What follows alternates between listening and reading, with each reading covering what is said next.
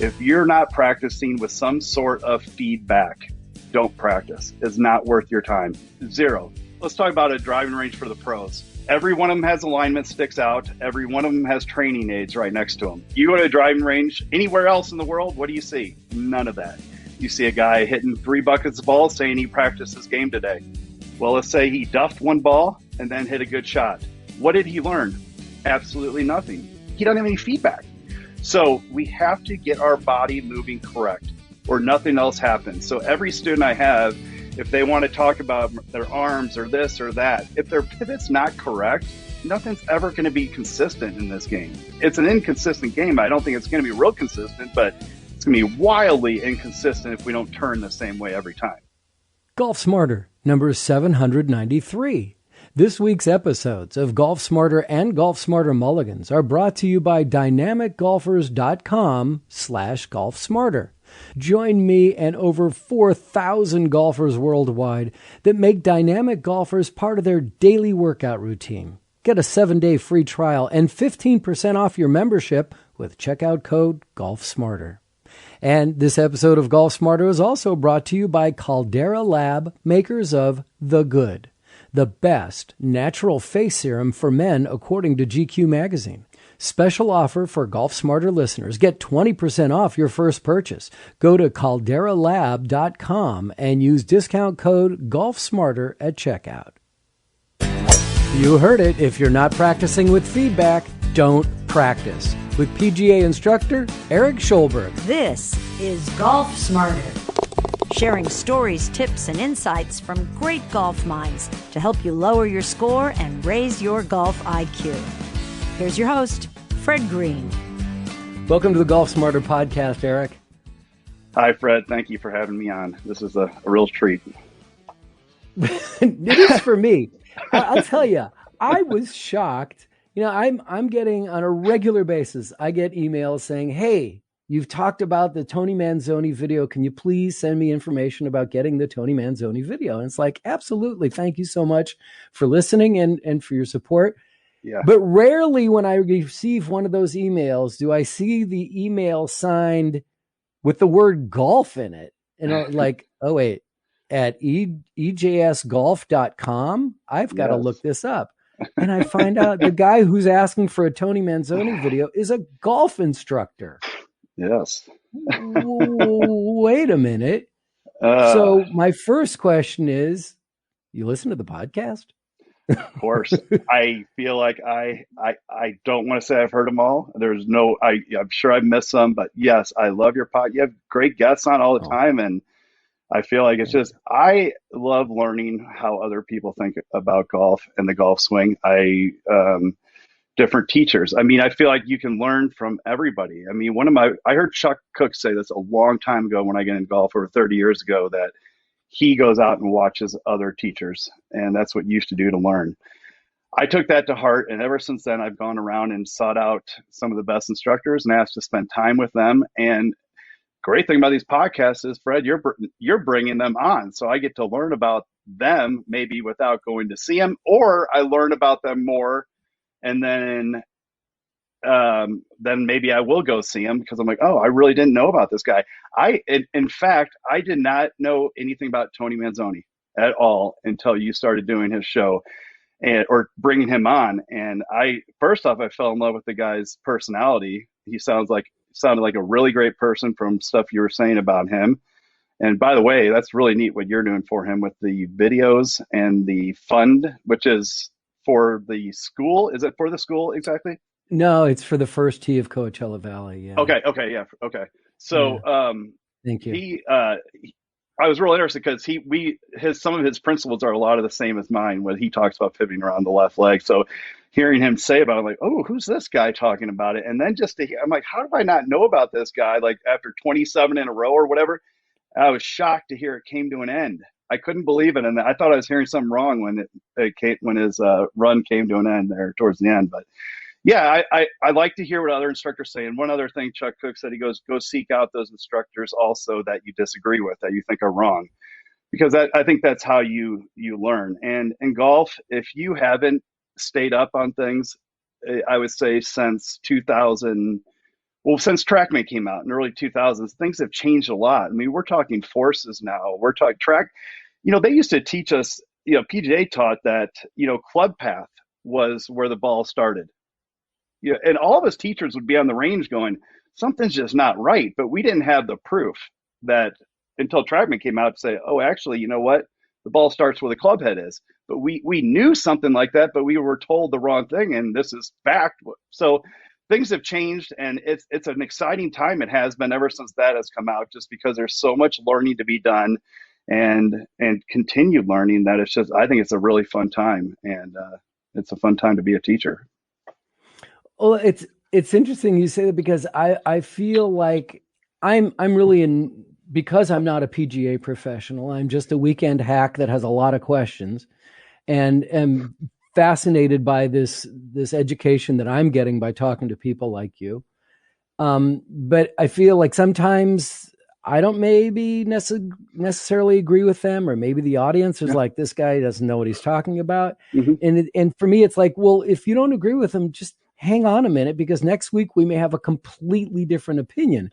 I just don't feel like I'm in a position to dispute what they're saying, because they're so passionate. They believe it so much of what they're talking about. Who am I to say, yeah, you know what, you're wrong. Right. So I just want to bring them as money on as I can. Yeah. Well, okay. So let's take Tony, for example, and his pivoting around the left leg. Let's say there's teachers out there who say he's absolutely nuts. That's so wrong. You have to get back to your right side. You have to transfer more than you have to explode into your left side, blah, blah, blah. Can it be done that way? Yes, it can. And I think Tony even says it can, but it takes a lot more practice and timing to make that happen. So I think there's like so many things you can almost find people who disagree with everything. But I look at the guys like, how successful are they with how they're teaching the people, right? And even if it's something you think, wow, it's a little weird what they're teaching them, is it working? And then success. And I look at physically, are they not hurting them? I'm a big believer in that. I really, in their physical, are you not hurt? I have two things. I'm making a golfer better, and I am not going to hurt them. So I had a student contact me a couple weeks ago and say that his knee's been hurting because he's, we're trying to get his right hip a little deeper. So we're having his right leg straighten up more on when he's taking it back. So he has more room to come down on the inside on his swing. And he's like, Eric, I can't do anymore. My knee is killing me. I said, when I locked my knee out, and I said, well, why are you locking your knee out? Because we talked about straightening your leg. I said, we never talked about locking your knee out, and I've never seen you do that once. He goes, oh, okay. I said, from now on, you need to tell me when there's pain going on. I can't read minds. That's what I tell students. I can't read your mind. And you have to tell me if you have 52 thoughts going on in your head, and if you're some kind of pain you're experiencing. You have to tell me that. I don't know. And that's why I think you can always get better. Maybe I did not communicate it to this guy 100% correct what to do. But I think that's the fine line in teaching. I can't tell you 500 things during a lesson. You have to really weigh what is important without clogging your mind up. You don't want to be thinking about too many things when you're out there. Yeah. I love hearing you say that you had respect for what Tony Manzoni was teaching, because I get emails a lot saying, do you know of any other teachers that teach that method of, really working around your leg? And I'm like, I'm not so sure. What is it about Tony's method that, and do you subscribe to that, or do you teach both depending on who the student is? Okay. So I've been doing it for a long time. That's why I wish I would have known about Tony, because I would have gone and seen him in a second to just watch him work. And it makes me sad that I didn't know he existed, because I would have gone and seen him. I just find that it is much easier for students to pivot around that one leg, okay, and then instead of two axes. So if I have to pivot around one axis, my left leg, and the other one, my right, I find it much more difficult for these students. And the thing is, okay, we can get into a lot of things here, but it's not that far off from what a lot of people are doing. The pros don't shift that much back like they think, like what amateurs think, the whole 80-20 thing and hanging back. I mean, it's much different, but the pros are able to do things different than amateurs are just because of time and athletic ability is another thing, but time, athletic ability. So there's things you can take from their swings and apply to amateurs, but I think there's things that you can't. And I have just learned that 2-axis is much harder, and I get much better results when people are swinging around 1-axis. And also they hit it further. They make cleaner contact. They're not hitting it fat anymore. Everybody's coming in hitting it fat, so they don't hit it fat. They make clean contact, and I think Tony talks about that too. And I don't know how I moved to that. It was just kind of graduated learning, like, this just works better. And well, okay, I think I can connect to this. When I was a player back when I was younger, I had a teacher who used to have me do a drill called heels together, toes apart. Okay, so that drill, you're basically working around 1-axis, right? Your heels are together, toes apart, 1-axis, you don't move at all. And every time I come see him, I say, Coach, I'm doing this, heels together, toes apart. It drove me crazy. That's all he would tell me to do. But it works. And the thing is this, I think I started formulating the opinion on the 1-axis thing then. I just didn't know what it was, that I was leaning that way. But the more I teach, the more I see. And then you look at gears, you look at 3D, you see what the pros are doing.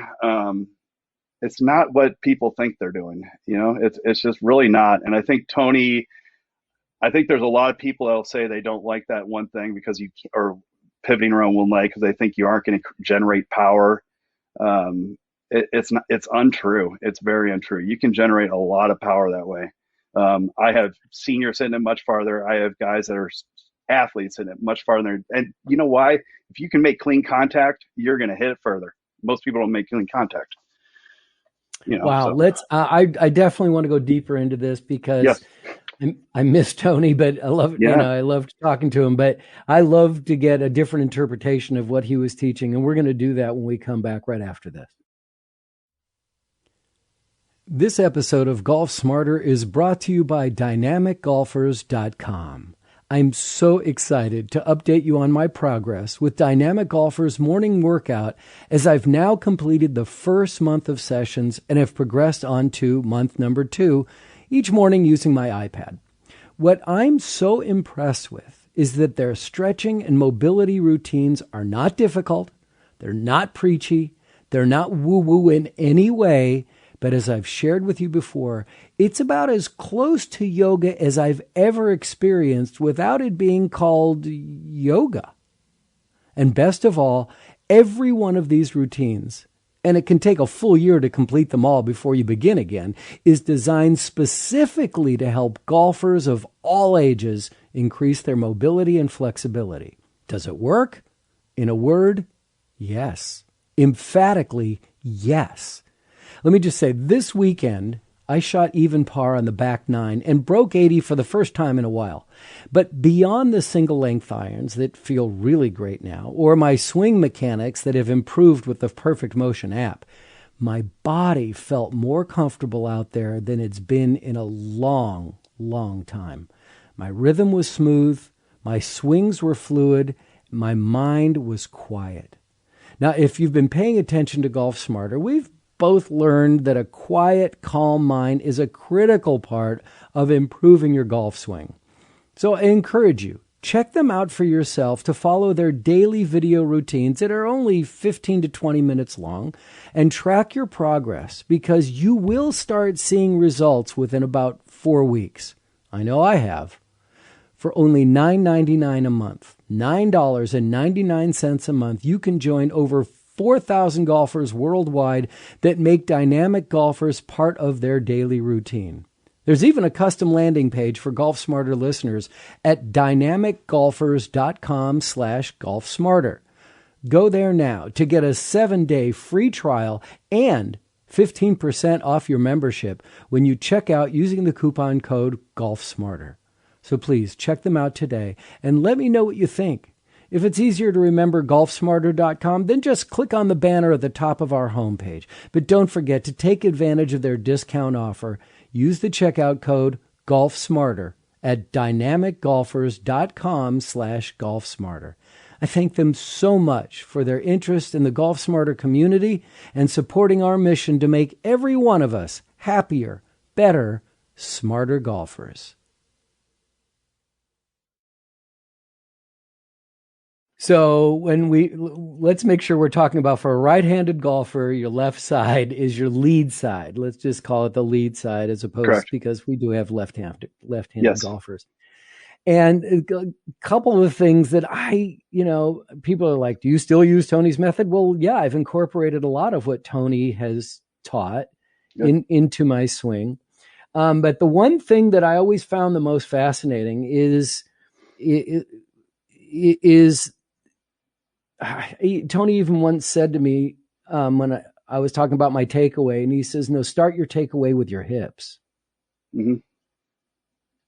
And that was like, oh, as opposed to starting with my hands, right? Yeah. If your hip starts. So can you go with that a little bit? Sure. I feel like, well, I'll say this. The takeaway to me is, I focus on it huge, because I feel like the takeaway is your club is moving 2 feet basically, and your hands are maybe 6 inches, right? Very small part of the swing. For those of you who know Mo Norman out there, this guy said this is such a hard part of the swing and it's off. What did he do? He just said, I'm not going to do it. So he started the club 2 feet back because of how difficult. If you mess it up, your whole swing is messed up. Okay, it all starts in there. So why did Tony want you to do that? Because you were probably placing your hands in a takeaway position instead of moving it with your body, okay? Instead of starting your swing, your pivot with your body. So I use a couple drills to get people to understand this. I'll have them put the club, the belly, or the butt of the club in their belly, and they'll bend over, get in regular posture, and then extend their arms all the way out, so they'll be on the steel of the club, right? And then they'll just do a takeaway. So you're going to have to feel your belly button taking the club away in your turn. And you just have to go till your hands are over your right thigh. That is it. It's really 4, 5, 6 inches. And that's your one piece takeaway, where the club's trying about 2 feet. Then it's done. Then we start separation. So you have that, or you can put a shaft either inside your, there's a bunch of ways to do this. I'm just giving you guys a couple out there. The other is you can throw a shaft inside the butt of the club, or hold it along the club and put it on your lead side along your rib cage, and keep that on you and don't let it come off. If you're taking it away with your hands, it'll come off of your rib cage right away. So he wanted you to feel your body taking it away, so you were engaging your body right away, not your hands and arms. Has it helped you when you do it correct? Yes. Yeah. And also it prevents me from rolling my hands over. I have a tendency to roll, and when I see like video of me from down the line, I'll see my left arm, my lead arm, rolling over and getting outside of it. And then I can tell that screws up my swing. So I know that when I stay in tighter, and do the rotation with my body, I'll have a cleaner hit. Yeah. So most people do that rolling open. And what is that? What's the whole issue with that is we're bringing that club face wide open. And then the other thing is your body is not moving. So we're doing these arms, and then your hips didn't move. And if your hips aren't moving back and we don't get a good turn, there's just no room for us to come down from the inside. We're going to have an open club face. We're going to come over the top and just swipe right across it and early extend, meaning our hips and everything are going to come towards the ball. We're just going to put ourselves in a real bad position. So I never give people feels like, hey, you need to feel this. What I like to do is say, do this drill, or, like in the belly button or anything else with a takeaway. And then Fred, you come up with, you know what? I feel it's my left hip is taking it away, or I feel it's my belly button that takes the club away, because each day that's going to change. I take that back. Each day it may not change, but at some point our feels change. You may wake up with your hip hurting one day, so it's going to be a little weird to take that hip away. So you have to understand then still, how do I make the same move when I don't feel it anymore? Because we stop, our feels change all the time. So you have to really understand what we're doing. That's why I feel drills will help produce feels. And for all of you out there, do it with your eyes closed and just really focus on something. That's why I hear all the time people say, take it away with your, use your core to take the club away. I'm like, my core? I know where my core is, but that's pretty dang huge. I need to get a little more specific than that. So that's how you find it. You do a drill and you just focus on what am I feeling today that is allowing this club to move along with my body to start back. Just that very beginning and that takeaway. So I get on a good plane and a good start where I'm moving in unison on the way back. And then we separate. Then the, arms are coming, more up and they're not moving together. So that's a good piece of advice he gave you. Well, then let's take it now that we've gotten the takeaway. Now let's go to the next part. And again, if I remember correctly, and it's hard for me to interpret it as not being someone who teaches, but that the takeaway starts with, not the takeaway, but your swing then is not your arms. It's your shoulders pulling your arm across. I'm not making any sense here at all. Yeah, he likes to think that it's, keeping it attached to your body, right? Yeah. And then your rotation, using rotation to do it. I feel like this is one thing that's very hard for people to get what that is, because what happens is this.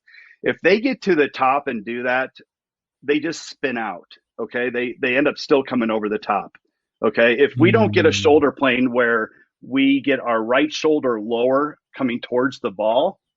So as long as we get our right shoulder lower towards the ball and we're doing what you're saying right there, we're going to be okay.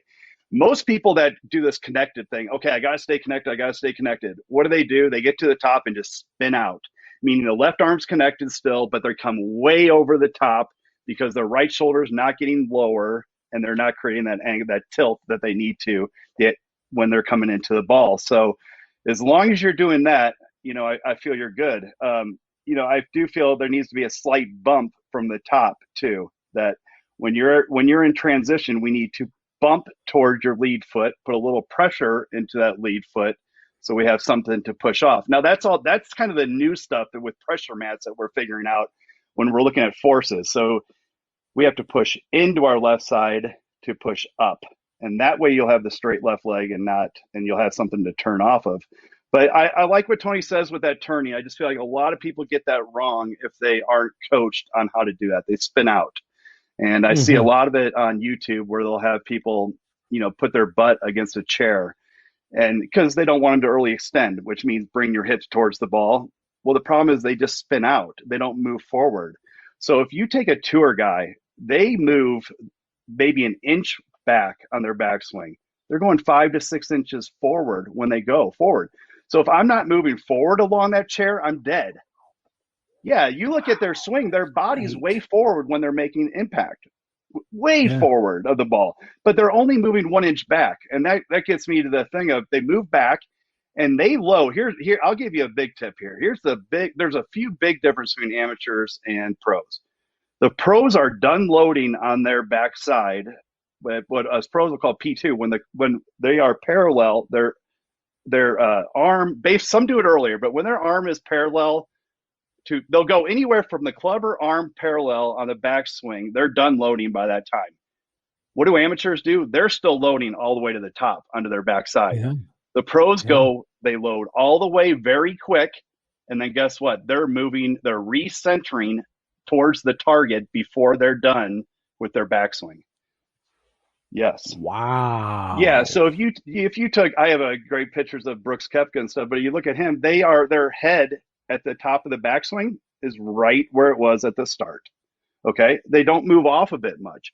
They load early. Most amateurs, they load the whole time. They have 80% of their weight on their back foot at the very top of their swing. And guess what? Your swing's done. It's way too late. You have 1 second to do a golf swing. It takes 0.8 to get to the top, right? So you have 0.2 seconds left. Good luck from that position if you have 80% loaded back there. You're absolutely done. You're cooked at that point. So that's one reason I love the turning and pivoting around your front leg, because I think Jack Nicklaus did this article at some point in Golf Magazine or something. I even read it when I was young. 80-20 rule. Got to get 80% to that back foot. I think that screwed golf for hundreds of thousands and millions of golfers for years, because they think that's how I hit it far. I load all my weight to my backside. But it takes so long for them to load it back there. It's a misnomer that really one of the many that hurts golf. And you would do much better off to keep your weight on your left side the whole time. Whoa. Whoa. Listen, I got to absorb that. We're going to take another time out. We'll be right back. Whoa. Wow. If you've looked in the mirror recently and felt like your skin is making you look older than you are, or more importantly, older than you feel, then I'd like to introduce you to a skincare product that is green tech, born in nature, perfected by science, and designed specifically for men. The Good. Yep, that's the name. The Good by Caldera Lab, and it's clinically proven to bring back healthier, younger-looking skin.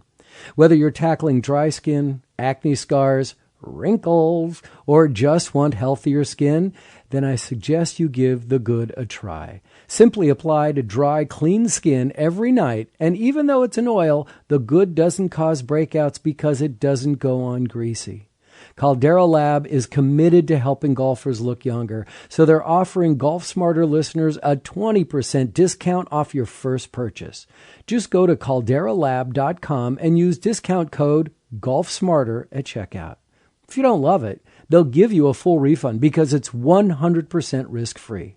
That's The Good from calderalab.com. calderalab.com. And get 20% off your first order with checkout code GolfSmarter. I'll put a link in today's show notes.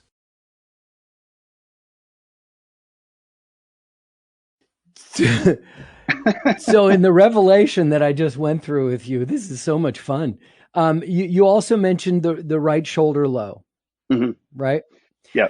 That became more apparent to me, or more obvious, or just it was clarified to me in a way that I never really recognized when I started using the PerfectMotion app. Oh yeah, with Chip Beck. Very nice, right? Yes. I'm sure you heard the conversation with Chip if you were listening to the show. And then we talked to Rich about PerfectMotion, which is really a great app. Are you involved with PerfectMotion? I am. I'm one of the coaches on there. EJS Golf, obviously, same as my company name. Love Rich, super smart guy. Gotten to know Chip through it, so that's been a lot of fun. I bet. You know, it is an incredible app. I try to get every one of my students on it, because and I tell them you don't have to hit a ball with it. You can practice at home, but you can work on your pivot with it at home, and it's incredible. And like you said, it's going to show your percentage of tilt.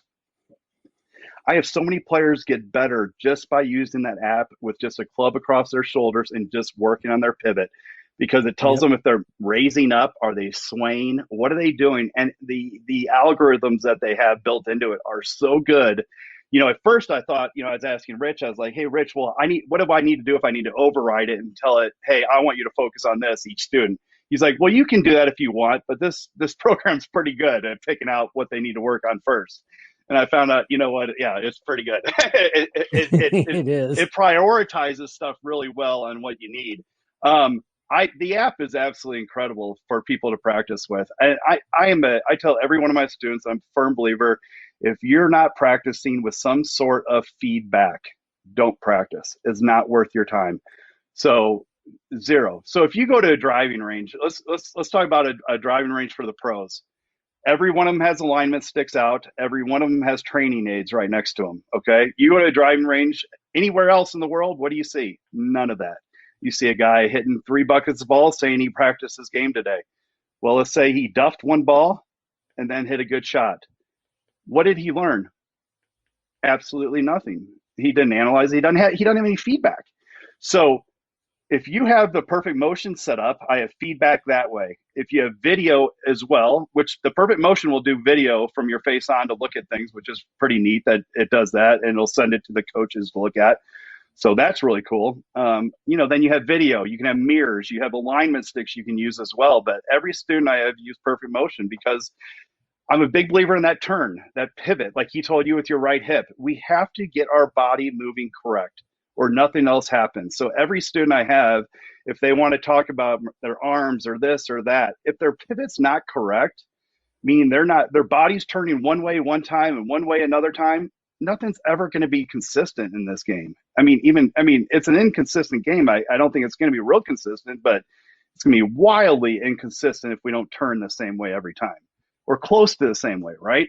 And that's where PerfectMotion absolutely nails it. When I heard about it or when I came across it, my eyes just lit up, and I called and I'm like, I've been looking for this for a long time, because I've always looked for feedback, training aids, whatever feedback I can give my students to help them get better. And I've seen the evidence of it with my students get better, way better with it. So, and that's without hitting golf balls for many of them. It's just at home doing, rotational drills. Now, a lot of people hit golf balls. That's fine. You can do that too.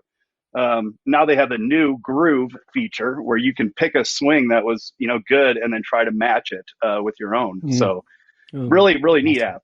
Love it. Absolutely love it. Yeah. Good people behind it.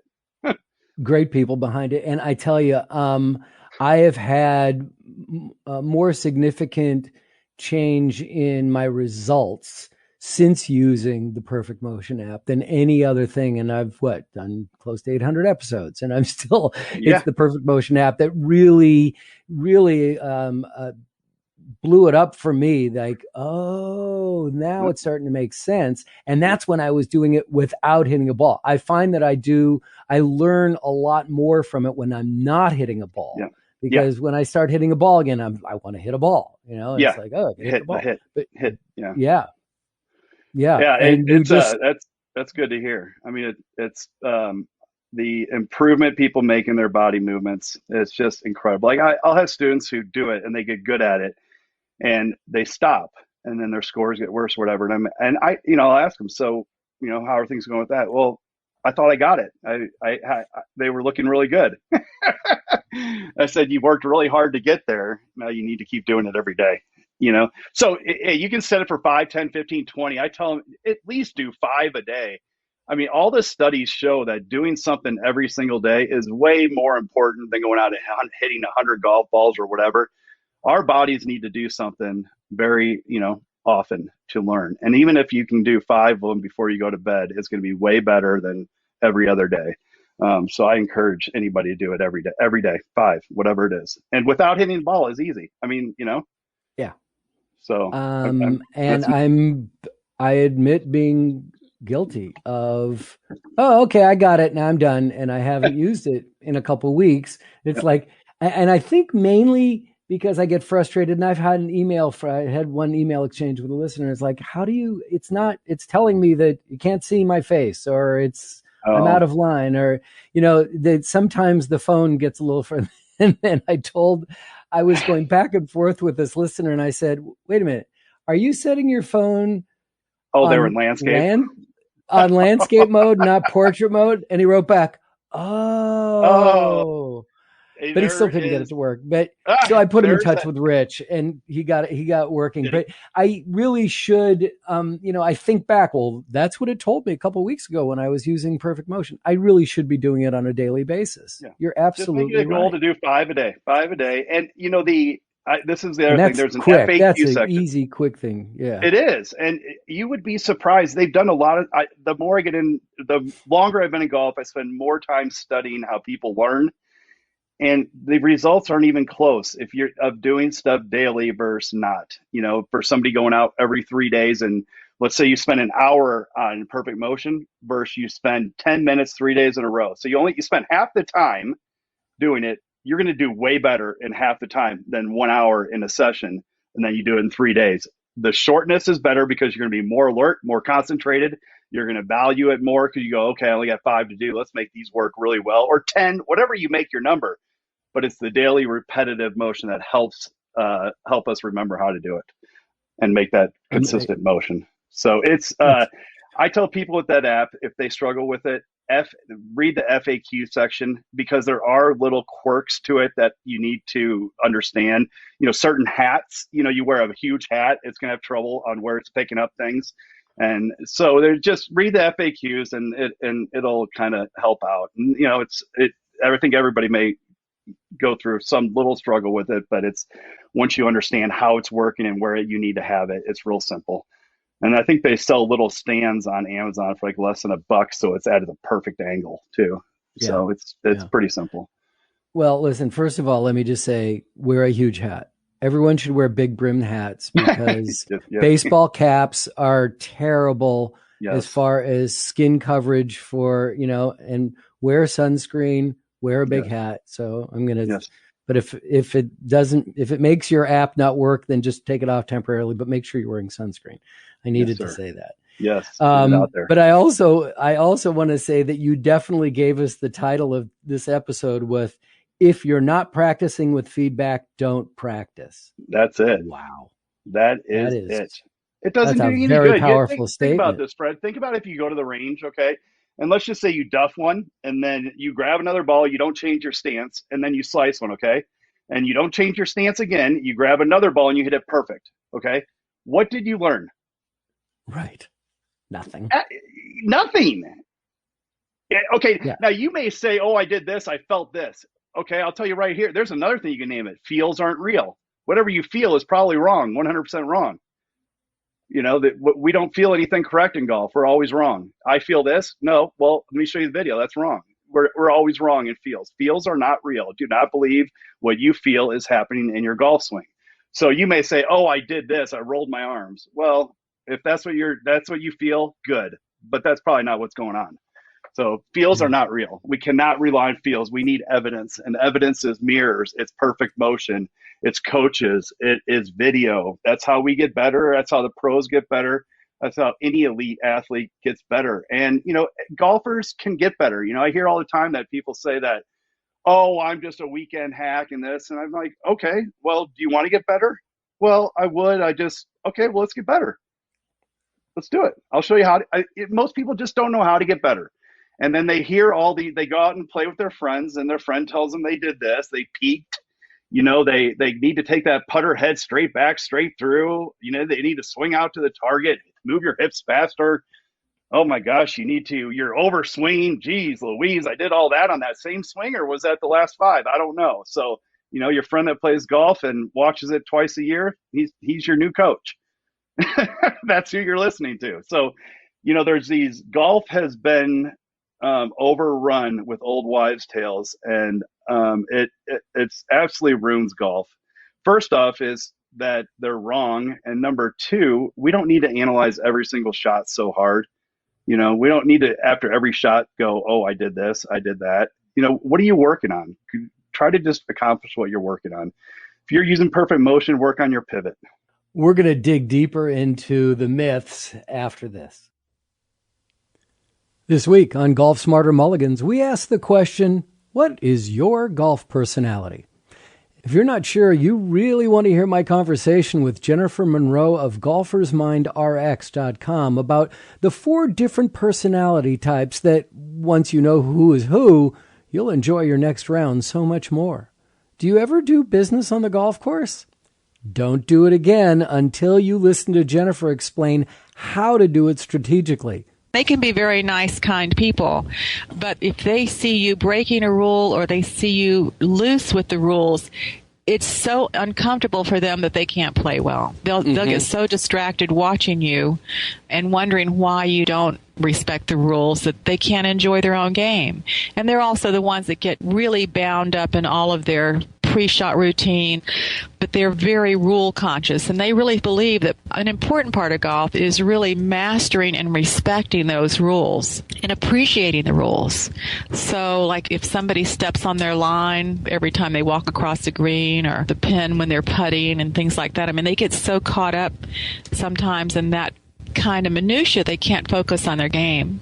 And of course, we have the poor social golfer who just wants everybody to have fun and converse with each other, communicate, tell stories, and of course, they just want him to shut up. That's Jennifer Monroe this week on episode 109 of Golf Smarter Mulligans, being released this Friday. Both Golf Smarter and Golf Smarter Mulligans are free and available wherever you get your podcasts.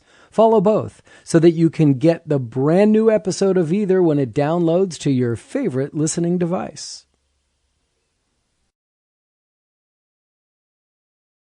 Erik, you're really blowing my mind today. This is so much fun. I'm really enjoying it. I'm really glad we connected. I'm really glad you signed your email with EJS Golf so I can look you up. It's like, wait a minute, you can't just write me an email without getting on the show. No way. I'm not going to let you get away with that. So here we were just talking about, I mean, regularly I'll see at the driving range someone with 2 huge buckets of balls, and they'll sit there for hours pounding 200 balls over and over and over. And it's like, you just want to go up to them and say, are you learning anything? Or are you just swinging away? Are you aiming at a target? Are you just hitting your driver for 150 of those balls? What are you doing? And it's like, keep my mouth shut, Fred. Don't do anywhere. But talking about the myths, right? The things that are the wives' tales that we hear all the time. And there's one that came to my mind immediately that I want to ask you about. And I hear this a lot from one of my playing partners. It's like, I lifted my head. Oh, wow. Did he? That's too bad. It's so funny because, it's absolutely, first off, in all I have, I don't know, I don't want to say hundreds of thousands of hours of video, but I've never seen it. And here's the thing is that you would I can't say you'd break your neck. You would really hurt yourself if you're swinging at 80 miles per hour and you lifted your neck like they say they do. And why are you peaking? What do you mean you peaked? I peaked. Oh, really? You peaked. So what did Annika Sorenstam do? Did she peak? Yeah, she did. But when you say peak, you mean taking a sneaky look. Yeah, well, somebody said you peaked, okay. Or I peaked early. Oh, okay, you did. So first off, there's no good coach out there in the world who has video evidence who will say they've ever seen it happen. Not a single one. We don't do it. It does not happen. It's this old wives' tale. I don't know where it came from. I guess it's to help explain the topped shot. You peaked.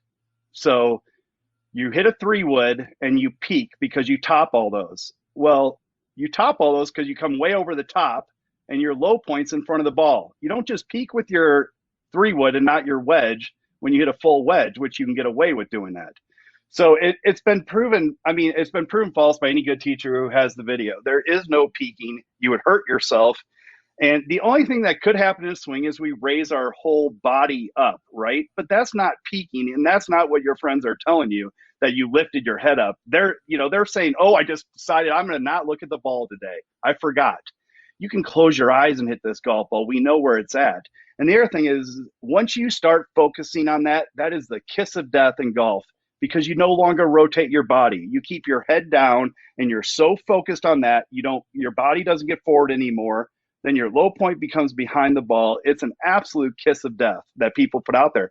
And this is why I teach, because of these wives' tales. It hurts golf so bad. So a new guy goes and plays, and he's told this by his friend.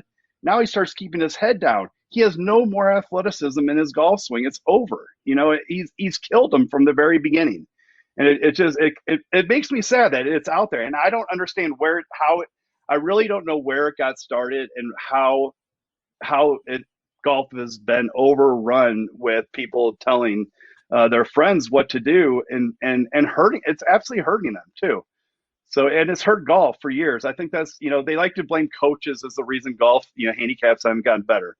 Okay. It's not that. Okay. But oh yes, it is. Yeah. I'd say it's, we can go, let's do another one on that. Why they haven't got better. We'll have to do another whole show on that. That's going to get down to practice, which we've talked a little bit about in the feedback, but you're not going to get better if you don't practice correct. But so, yeah, you don't peak, Fred, your friend who says that is ask him for evidence and he can't find any. Oh, he'll just tell you that, well, look where my ball went. I didn't hit it right. I went off to the, he sliced it, and he'll go, oh, I lifted my head. Damn. That's a good excuse. Okay. And I was like, no, you lifted your back, not your head. Yeah. So if he came up, he could do that. I mean, if he's slicing and it's going to the right, why doesn't he say my club face is open? That would probably be a better start. I have an open club face. Oh, why blame it on the club? Yeah, it can't be an open club face, could it? One of the other huge ones, I think that is probably the biggest in men's and women's golf, but women's golf is overrun with something really bad for them too. Slow your swing down. They all tell each other, I swang too fast. Now men do it too, but men have a different story because men are stronger than women. Women have a lot of women have a tough time in this game just due to sheer strength. So what they'll do is they'll hit, their 6-iron, 7-iron, 8-iron, 9-iron, all the same distance. They just don't generate enough club head speed to get the height on the ball for it to go further. So now you hit a bad shot and Marcia says, oh, Judy, you swang too hard on that one. You just swing, you got to slow it down. So guess what she does now, this next one? She slows it down, so she takes the club inside, further inside, because where's it going to go for slowing things down? Then the club's way behind her. We got to generate speed, Fred. Do you see any guy on tour who's swinging slow? And you know what somebody told me one time? They go, well, look at Ernie Els. I said, yeah, Ernie, 118 miles per hour. Is that slow? I don't think so. 118 miles per hour. I don't think Ernie swings slow. So right. Slow is a kiss of death. I mean, there's a bunch of putting, I hear all the time, straight back, straight through, pendulum stroke. How can you have a pendulum when the putter has a lie angle that you can't pendulum it anymore, could you? It's got to go in an arc, doesn't it? So there's no pendulum stroke. There's no straight back, straight through. It's impossible. I mean, you could try it, but you would have to manipulate. So there's another thing. When I show people the arc that the putter needs to move on, they're like, "Oh, really? I go inside, back to inside?" I'm like, "Yes, you do. Yeah, you don't go straight through to the hole." And announcers on TV say some of this stuff too that hurts golf. So you'll hear a comment like, "Look at this golfer. He doesn't use his hands at all, just body." And I'm like, "He doesn't use his hands. What's attached to that club?" How does he not use his hands? There's not a player in golf that doesn't have to close the club face from the top. We're all actively closing the club face from the top, some more than the others, but the pros are very active with their hands, very active. But you'll hear an announcer going, "Oh, he took his hands out of it and just uses his big muscles. That's why he won today." I'm like, "Oh, that's neat." So you'll hear that a lot. Do you find yourself throwing things at the TV when you're watching golf frequently? I don't do that, but I get upset about it because they're hurting people. They're hurting golfers by saying that stuff. And I think they know better. And golf announcing, I think, is absolutely awful now because they can't shut up. I love Ken Venturi back in the day. They used to be able to be quiet, but now they have to fill all the time in the world with their voices. Instead of just and then they say things that really hurt golfers by saying that, like, the hands thing. Then they think, "Oh, I just turned my body. I don't use my hands." Your hands are active in this golf swing. Yeah, you got to turn your body, but you got to close that club face. And what else is attached to the club? Your hands are very, very, very important in golf. It's the only thing we have to hold on to the club with. I mean, how do we feel? Dude, you're under the misconception that golf on television is supposed to be instructional. It's not. It's supposed to be selling. It's supposed to be selling product. What kind of product? Training aids? Because they mess you up? No, because no training aids don't advertise on golf tournaments. Yeah, that's true. Think about who's advertising on golf tournaments. What are they selling? Golf balls, cars, and clubs, and insurance, and Viagra. You're right. Viagra. You're right. You're right. So I feel like it's the thing is, I think those guys, a lot of them know better. I like Faldo a lot. I really do like Faldo. Mm-hmm. A lot of those, I think some of the stuff they say, they know better. They just say it just to fill time. But in the end, they're hurting the regular golfer out there. And that's what I care about, the average Joe. Well, Erik, I don't even think we've touched the tip of the iceberg with what you want to talk about. And we are going to do that again. Can you please come back on the show? This was Fred, way too much fun. I would love to, Fred. It's been a blast for me to talk to you. And love your program, love your show, love your guests. Thank you for bringing it to us so often. It's absolutely, it's something I look forward to. So you do a great job. Thank you. That's really kind. Well, how do people get in touch with you? EJSgolf.com is probably the best way, through my website. That's got my phone number and everything to message me through there. I teach in Scottsdale. I teach in Prescott, Arizona. And I also teach through Skillest, anybody in the world. So that's a great app for that. So, yeah. And the best PerfectMotion. Well, yeah, PerfectMotion. I hook all my players up through PerfectMotion using it. So you can find me in PerfectMotion also as EJS Golf. Erik, Fred, thanks you so much, man. This was a blast. You're welcome. Thank you, Fred. Well, I can't leave without reminding you that episode 800 is just weeks away, and it's going to be a Golf Smarter party. Maddie B is scheduled to do the interview that week, and I'm going to be the featured guest. Sure, I have no experience in teaching golf, but I've got to say, based on your emails and feedback over these many years, you've learned a lot from the information that we've shared. So what about you? Why don't you let me know what you've learned from our Golf Smarter guests? Or what have I not shared that you want to know?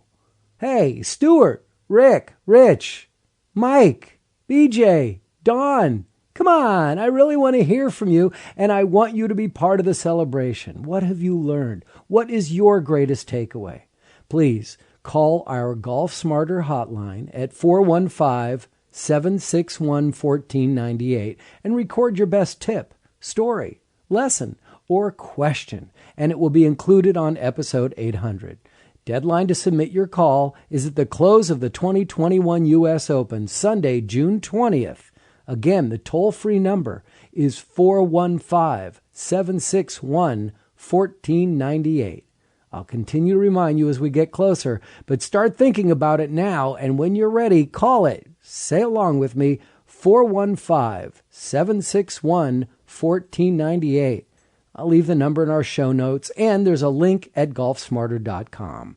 Please follow at GolfSmarter in social media and follow Golf Smarter TV on YouTube. If you have any questions, comments, or suggestions on what you'd like to hear on an upcoming interview, I'd love to hear from you. Just click on the Hey Fred button at golfsmarter.com.